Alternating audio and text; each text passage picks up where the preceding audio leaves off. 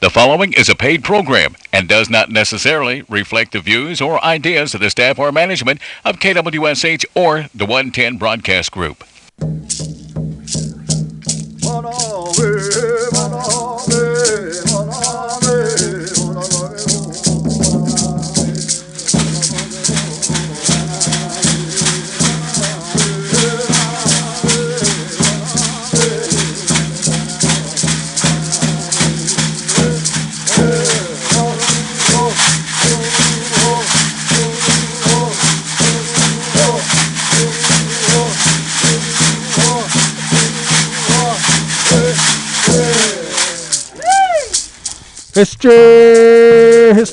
History. Welcome. This is Bo WHITEKILLER with the Seminole Nation radio program. If you can hear me out there, holler, scream, yell, shout, because it is a beautiful morning today, November 3rd. We're here with the Seminole Nation radio program, and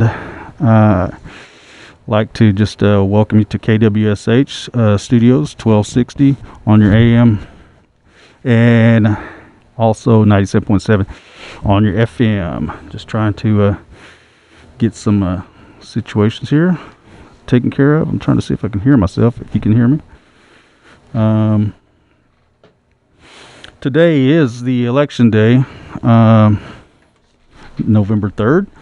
If you've got out there and voted, we appreciate you.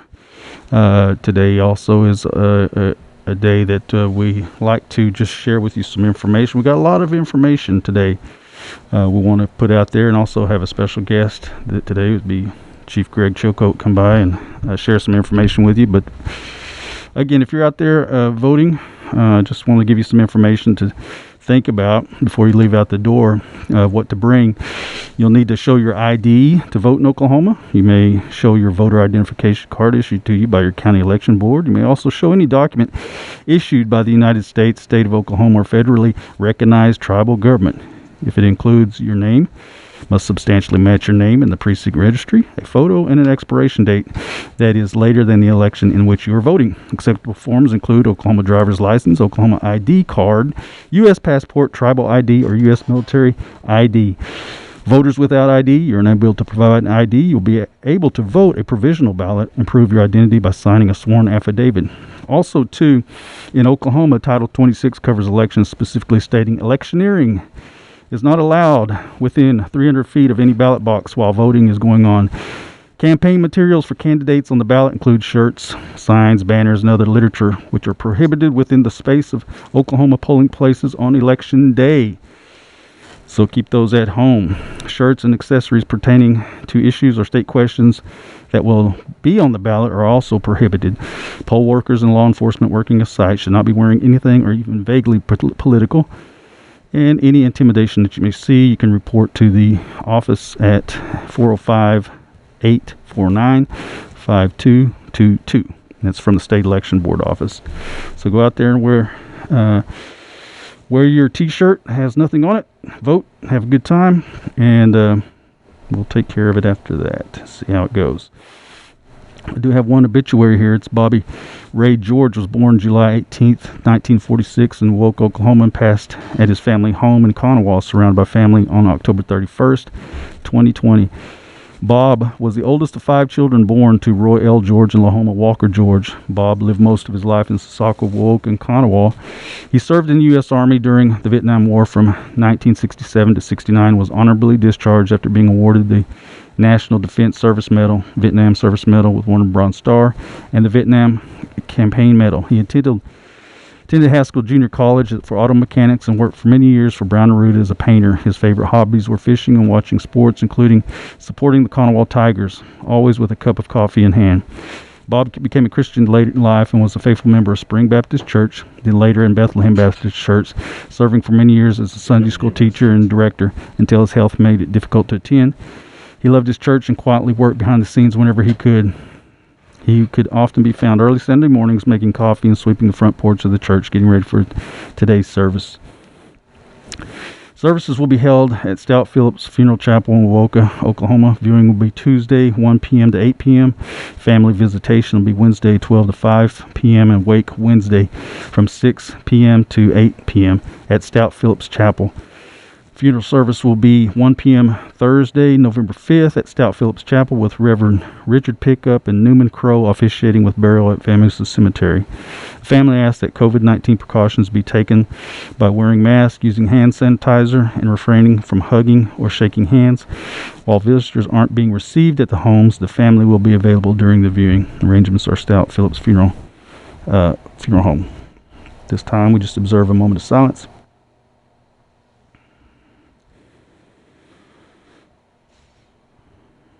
The Woke Indian Health Service today will be giving flu shots at the Seminole Nation Housing Authority in Woka until 2 p.m. If you have a chart at the Woka Indian Health Center, come and get your flu shot at the Seminole Nation Housing Authority in Woka. Also, while you're at the Housing Authority, stop by and engage with Ed Bear or Marianne Washington and ask about the 5 tiny home openings they have there in Wewoka. 5 are opening. Tribal preference includes near elderly or elderly of age, 55 years of age or older. The ADA compliant. These tiny homes also have 1-bedroom efficiency style rentals with washer and dryer hookups, matching 8x10 storage shed.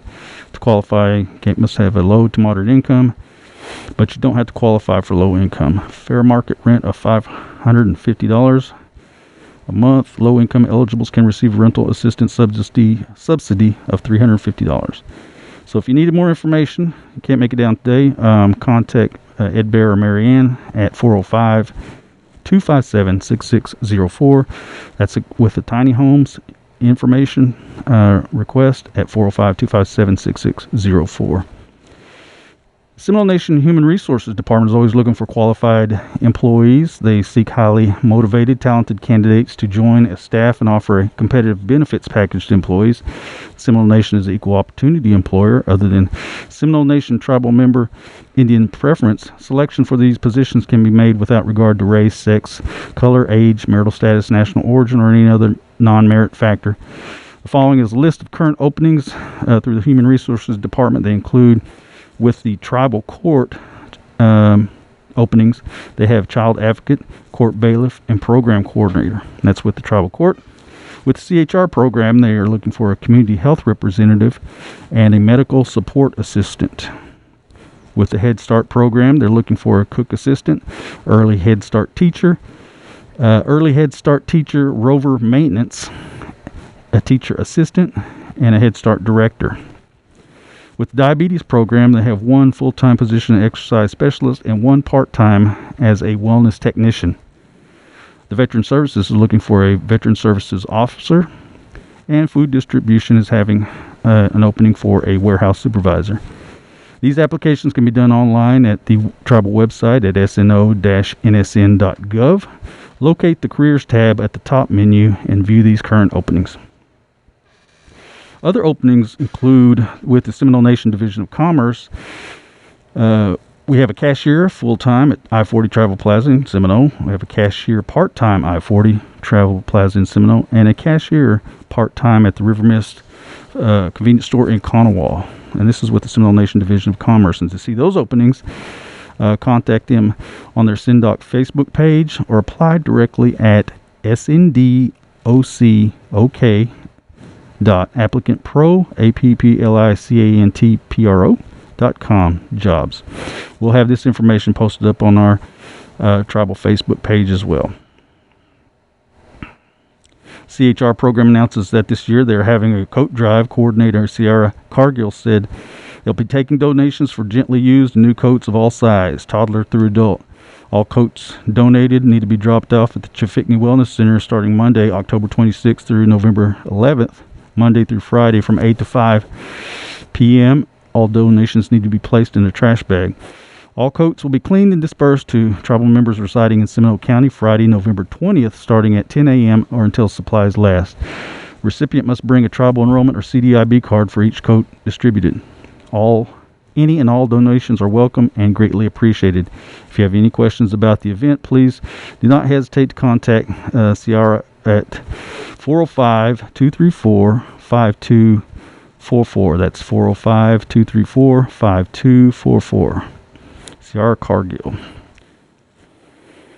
The Seminole Nation Diabetes Program is having a virtual walk to stop diabetes open to the public challenge November 1st through November 30th.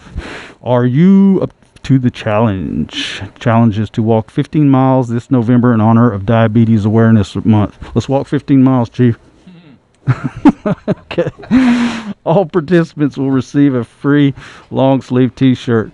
First 25 to reach 15 miles will receive an additional water bottle and cooling towel. Registration, you can drop your registration off at the drop box located at Chaffigny Wellness Center, or you can email specialist Dakota or Kyla at fish.d@sno-nsn.gov, or call them at 405-234-5274 for more information. That's 405-234-5274. The final day for this registration is November 9th. Okay. And lastly, we have some happy birthday shout outs to Addison Beaver, Jabon Cedar Tree, Walter Larney, who turns 16 today, Addison Sanchez, Michael George, Carlos Montano, Thomas Lindsay, Roy Kozar, David Hill, Don Foster, R.D. Cootie, Jerry and Carrie Ricketts, and Leslie Cullifer Smith. And a happy anniversary today to Kevin and Sherry Hardiman. And with that wraps up the Seminole Nation news portion. A lot of information coming out, a lot more comes across our desk. We try to put it out there as much as we can and as quickly as we can through our social media pages and as well as the website pages. So continue to watch those and monitor those activities that we have. And if you have something that you wanted to put in or something you want to share, please contact us at the communications office at 405-382-1010, 405-382-1010, or email us at Seminole Media, one word, Seminole Media, MEDIA, at gmail.com, and we'll get your information out as fast as we can.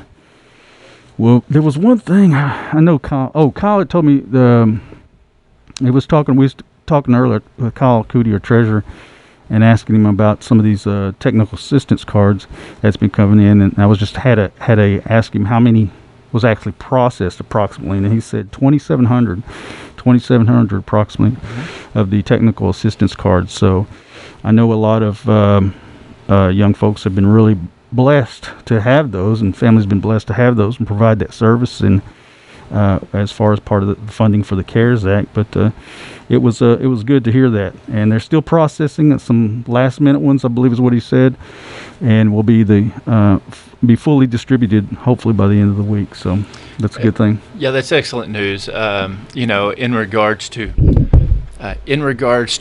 the technology assistance cards, that was a great program to provide assistance for the children for distance learning, for whatever necessary means that they might need to help them with that type of technology. In regards to that, I want to share this with everybody as well, is that I'm very appreciative and thankful for the efforts of all the staff employees that put forth that effort that day on Thursday to put this together. People don't really realize all the difficulties that go into setting something like this up and trying to make this go off. And anything you do, they're given the best that they can do to make it work. And I know that there's always going to be some glitches, some hitches on it. Everything's 2020, hindsight's 2020, but I do appreciate and I hope the individuals out there, the members out there, understand the efforts that were taken by them all day long to be able to be out there to distribute these cards to those individuals, and then also nonetheless of the 2,700, even afterwards, to try to make sure that those cards are given to the individuals that are that the cards are supposed to go to. I can't thank them enough for their efforts. Man, I mean to tell you, they worked very hard and diligent, despite some difficulties that they might have faced that day. And so, and in some, not all employees help. There was some tribal members that just stepped up and wanted to be a part of it as well. Yeah. And I'm very thankful for their efforts as well to help us through this timeline. Yeah, I know through our office that was one of the things that surprised. Well, it was not really surprising. I was just kind of encouraged by the fact that people said, "Hey, we would like to help out, and what can we do to help out?" And we know that some people will probably get off at 5, and I know it's going to extend out to a little bit later. Is there something I can do? And they step forward. We just put them in that position to go talk to somebody on the ground and say, "Hey, I'm here to help." And so it worked out pretty good. I was encouraged by it. Yeah, like I said, I was excited. I mean, I was excited for that. I was excited you could see the vibe of the employees that wanted to help and assist.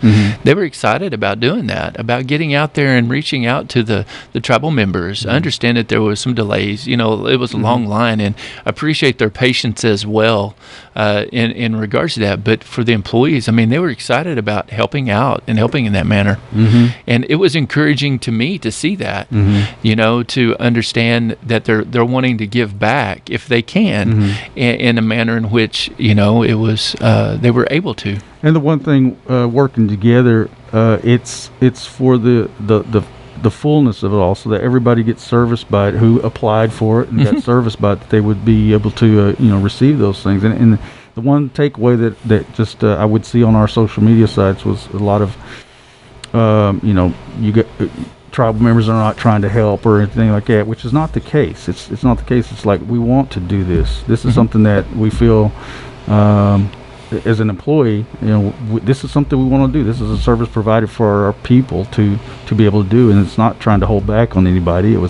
It's something that we wanted to do, that we're able to do. Let's help out as many people as we can. So, it's just kind of a misnomer that I always take. I guess this is where I have to step outside and kind of just regroup and remember where I'm coming from and the position I'm in. But there's a lot of people that are there that really did some great and wonderful things outside of their own lane, and so I just want to give them commend those guys. Yes, the integrity in which they took upon themselves to provide the service, the integrity of how it's been developed and how it's been ran, the integrity of that is what's most important, and the integrity is there in regards to how they conducted their business and how they wanted to serve the people of our nation.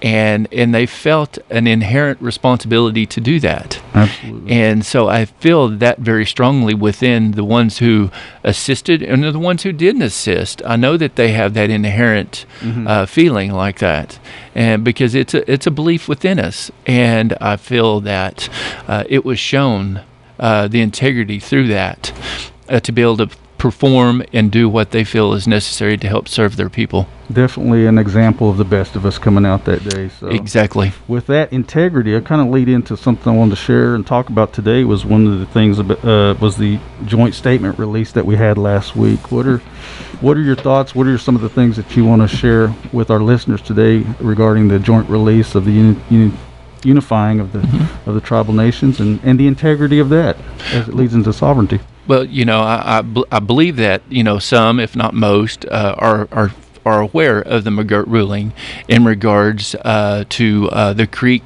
Muskogee Creek Nation's reservations not being disestablished.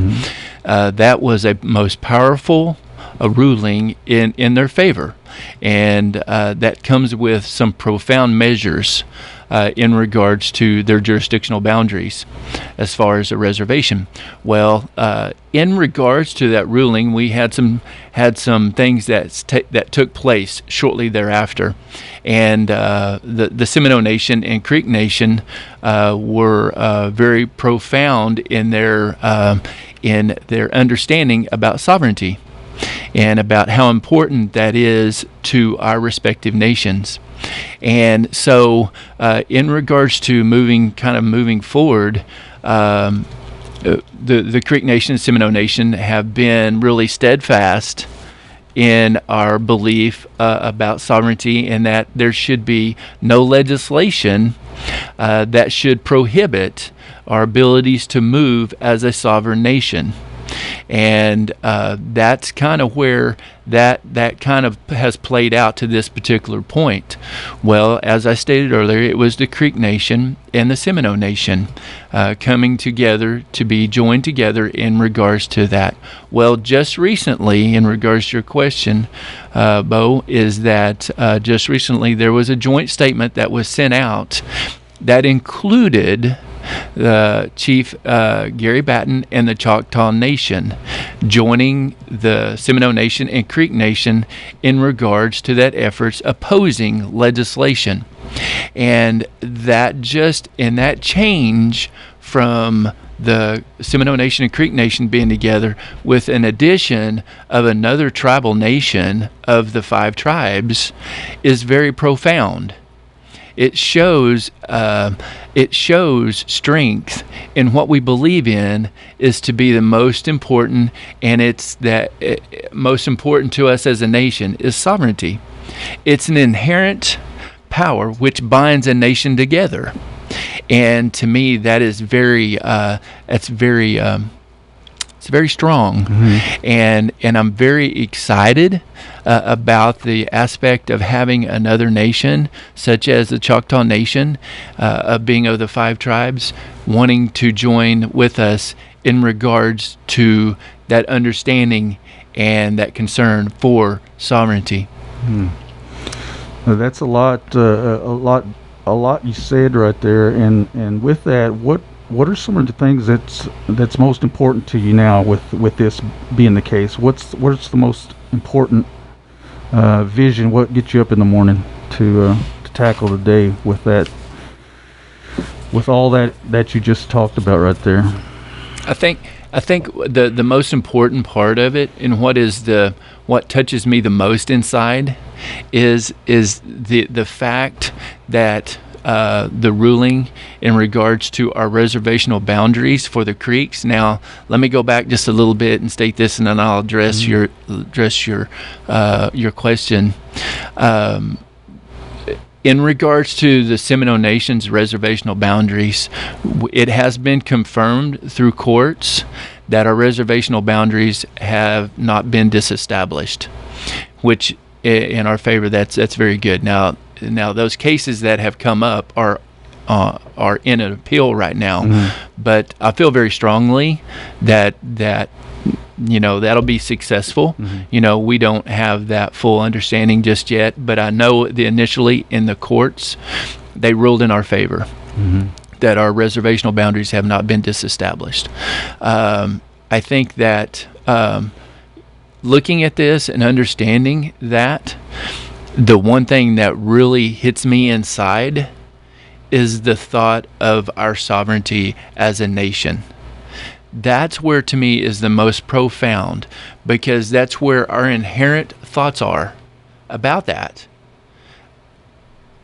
That's what makes me move in this direction to protect that and to understand and fight for that, because of the many challenges that we face, that we're going to face with this, because that ruling, like I stated, had such a profound effect on our respective reservations and of the different challenges that we face.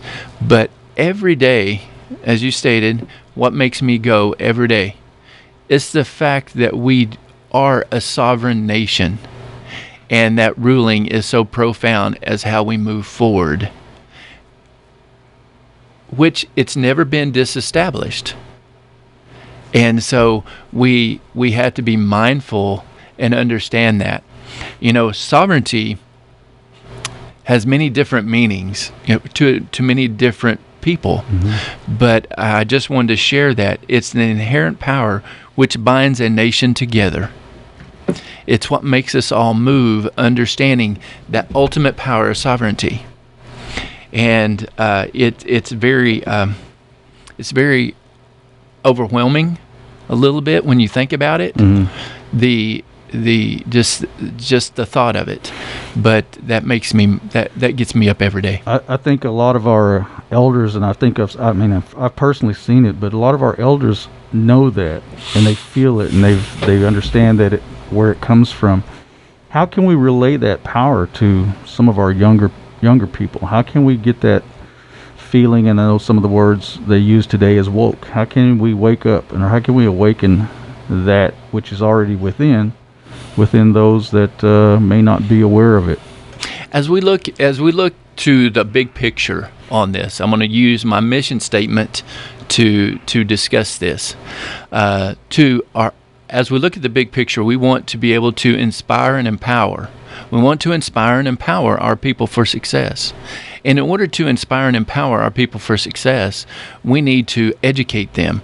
We need to get this message out to them so that they understand and relate to the importance of it, the value of that. Mm-hmm. Because the integrity of sovereignty has got a lot of integrity to that, a lot of value, and there is value in what that means, and what it means to the elders, to the people that have gone on before us, mm-hmm. to the people who have fought for that way back in time, and because it doesn't stop there, it doesn't stop 10 years ago, it doesn't stop now, it doesn't stop in the future.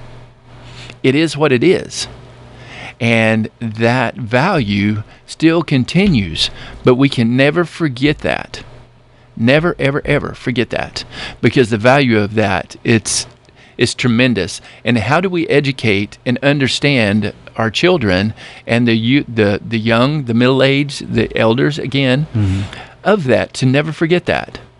And it is a platform to inspire and empower our people for success. How can we balance that in our daily walk in our lives? And how can we make that ours and be proud of that fact? And to understand you've been given a birthright to have that as a tribal member of this nation. You've been given a birthright to be able to be a part of that. Mm-hmm. And how do we want to move that forward as individuals of this nation? Talk a little bit about what steps you may have in planning this as we go forward, maybe some of the things that's happening currently with, to implement some of those things. I know we have a working group, a commission, kind of, if you will. It's not necessarily official, but just talking about it. I know with any big plan, you've got to have some brainstorming. What are some of the things, some of the steps we got or could look forward to as we move forward? Well, in regards to sovereignty, in regards to moving forward with the nation, in regards to the changes that will be coming and the challenges that we face. Mm-hmm. Yes, we do have a team assembled, a commission to be able, and I wouldn't say a commission, it'd be more of a sovereignty group mm-hmm. that we brought together so that we're able to communicate about those things that are of concern mm-hmm. for the nation, and how we operate and how we put things in place to be able to look at the sovereign side of how we operate mm-hmm. and how we move forward as a nation. We're taking steps, one step at a time, to look at some of our deficiencies that we have as far as how we work through those deficiencies to help strengthen our nation. And there are some areas in which that we are looking at that we can address first. I would say maybe I'm going to use this term, such as low-hanging fruit, mm-hmm. so to speak, that we can address and not attack, but that we can deliberate and work through mm-hmm. so that we can be able to put those things into action, because we want some action to be made from this. And be deliberate and be thoughtful. And be deliberate. Mm-hmm. Yes, because we have to be deliberate. We have to be appropriate in what we're trying to accomplish, and also in trying to accomplish these things, we have to look at the balance too. I mean, there's balance in everything. We need to have balance in everything that we do, and so we have to be mindful of that as well. I'm a non-native, and I live in one of the communities within Seminole County. What do I need to be aware of? Is there any changes going to affect me? As of right now, there's not any changes that are going to be coming in regards to that right now.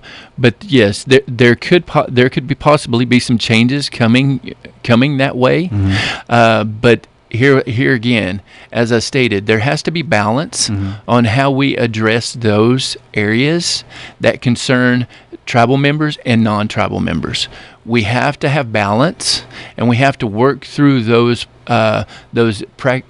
issues, and that's what we look to do. That's what I hope that we can do, is that we can work through whatever our concerns are. There's not any. Here's another thing too. With the decisions that have made, there's been a lot of things put out there about major concerns. I mean, this is going to be an upheaval. This is going to throw all this into a tailspin. That's not the case. I mean, we are working diligently with our law enforcements. We're working with law enforcement in regards to cross deputizing, with the different systems in place throughout Seminole County. In regards to the court systems, we're working with our eastern region in regards to major crimes acts, and we want to be able to be secure with those choices and those decisions that are being made with those individuals. And so we're working very closely with these agencies to be able to make sure that we're taking the precautions that are the right precautions to take and that are necessary to take to protect the safety and the well-being of the communities. Right. And those conversations are ongoing. I mean, we're continuously making adjustments and doing things, and that's good to hear. We got about 2 minutes, and Chief, I'm just going to let you wrap it up if there's some things that you want to talk about. The one thing I wanted to ask was the economics of where are we at? We're right in another area of COVID where the response is spiked up here in the area, and I know some of the people have asked about where are we at economically within the nation. How are things going? Is there something that you can share with our listeners and our tribal citizens at this time?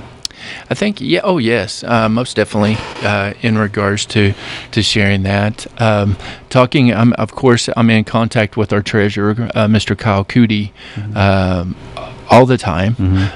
We discuss our concerns or what the things that we're trying to work out and trying to make better, to be more efficient and more effective on how we operate. As of right now, one of the mainstream economic drivers for us is a gaming enterprise. Gaming enterprise has been able to handle this timeline, even though I know the spikes are up. They've been able to handle their business very well. I've been very appreciative of their efforts. We see, Colin, myself, see the efforts that they've been able to do and how they've been able to perform, and they have done admirably for the Seminole Nation of Oklahoma. Now, they've had some, this COVID not only has affected them, but they've been able to stay open and regain some of their leverage that they once had through that, and so they've been able to continue. BCR has performed well too. I know that they've been affected by COVID as well, but they've been able to perform too as well. And then we have some other entities that we are working on continually, trying to keep them moving in a positive direction so that they can eventually perform for us as well. And so during this timeline, I think our economics is pretty good right now. I feel pretty strongly about where we stand on that side. And so, I feel very blessed with Mr. Cootie. He has done an admirable job. People don't really understand the sacrifice that he has made in order to keep us balanced and to get us where we're at. Not only that, the accounting department, I want to give them kudos as well. I do want to also state this too. The IT department has really changed a lot of things as well. Absolutely. People don't realize how frail we were on the IT side, and Now, as we move forward, we're able to strengthen that, and that provides such an advantage for us to operate and be able to function and be able to do things that we should have been doing a long time ago. And now we're able to do those, and we're still working to get those kinks worked out.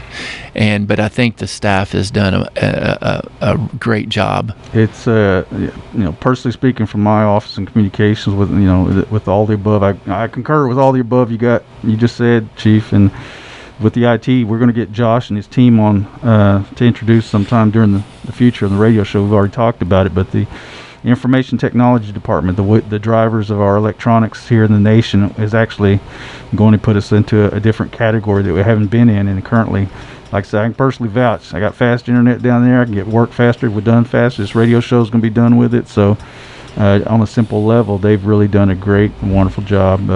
Josh Butler and Adam Bear and